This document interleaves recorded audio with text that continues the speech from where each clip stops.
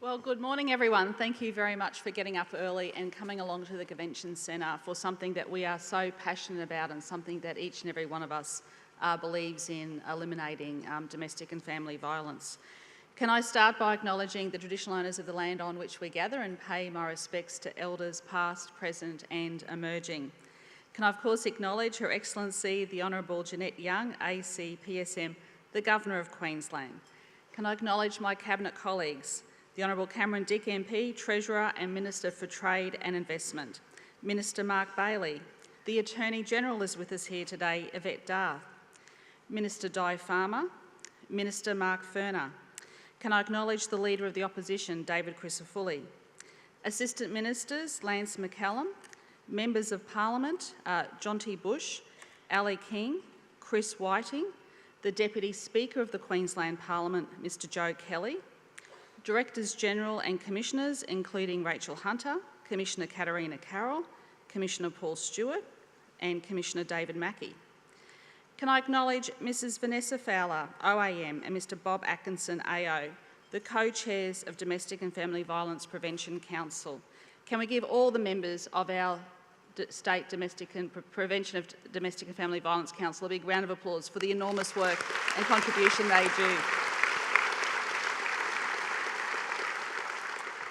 Can I acknowledge event beneficiaries, the Combined Women's Refuge South East Queensland and the North Queensland Combined Women's Service. Can I also do a special mention to Sue and Lloyd Clark? Can we give Sue and Lloyd Clark a lovely round of applause? Ladies and gentlemen, well, once again, good morning. In 2015, Quentin Bryce's task force coined the phrase, "Not now, not ever." It was to reflect a few things. One was zero tolerance for any kind of violence, but it was also to set the goal of eliminating particularly domestic and family violence, not just reducing, eliminating. Because how could we be content with any incidents of this crime? Of course, we have not achieved this goal, not yet. But what we have done in these past 8 years is truly remarkable together. And that is due to all of you in this room. And I think we should acknowledge the work that each of you has done. Let's give everyone who works in this area a big round of applause. I read somewhere that the only way to be heard is to speak up. And that is perhaps the first and most significant achievement. Hearing firsthand from survivors and sometimes from families left to tell their stories for them has been inspirational, but also it has been incredibly powerful. In May, the Domestic and Family Violence Prevention Council launched the Love Does Not Equal Control campaign. 10 survivors representing different forms of domestic and family violence told their heartfelt stories. Among them were Angie, Ben, Lucy, Kuran, who are with us here today. They are the reminders not of the darkness they endured, but the light that they refused to surrender. It is measures like this that have brought the issue of domestic and family violence from behind closed doors and into that light, and this alone is a significant achievement. Increased awareness is resulting in increased involvement in all of these issues that come under the umbrella of domestic and family violence.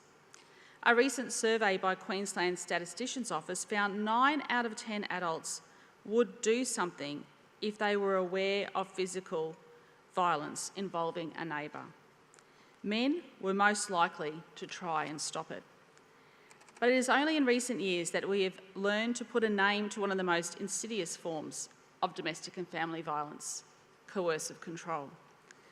That same statistician's report found close to 94% thought it was very or quite serious to try to control a partner by denying them access to money or seeing friends or family. It does make you wonder about the other 6%, but as I said, our work's not yet over.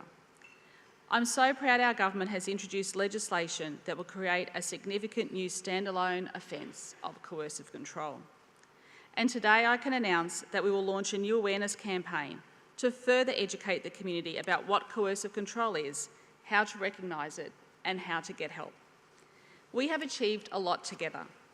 All of those 140 recommendations of Quentin Bryce's Not Now, Not Ever report have been delivered. Specialist domestic and family violence courts, new DV shelters, a standalone offence of strangulation, 10 days of domestic violence leave, the establishment of high-risk teams in regional areas, implementation of respectful relationship courses in our schools, and we know how important it is to educate our young men at an early age. Strengthen laws to address stalking, brought complaints within the protected witness scheme, and broaden the definition of domestic violence to include acts committed over time. Since 2015, our government has committed more than $1.5 billion for domestic and family violence and sexual violence services and programs. Other jurisdictions now look to Queensland as a leader in this field. And I can tell you, we're not finished yet. Friends, there are some who might think we will never achieve that goal of eradicating domestic and family violence. They've never met Vanessa Fowler, Bob Atkinson, Kay McGrath, and our Domestic Family Violence Prevention Council, who have taken this issue into the communities where it needs to be taken. They actually go right across Queensland.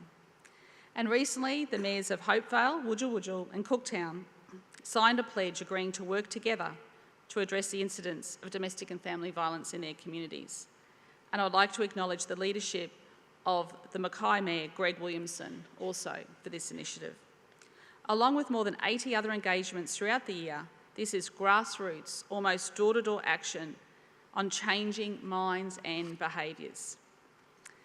There is a lot of wisdom to be found on the issue of domestic and family violence, like the more we shy away from the issue, the more we lose. And at any given moment, you have the power to say this is not how the story is going to end.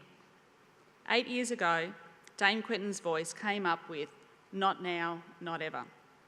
Today, we change it slightly to acknowledge that we have come a long way, that has taken many arms outstretched in love and support, and fierce determination. But to finish this journey will take more strength than any single one of us has alone. From now on, let's commit to not now, not ever, together, because it's together we will strive to eliminate domestic and family violence. Thank you.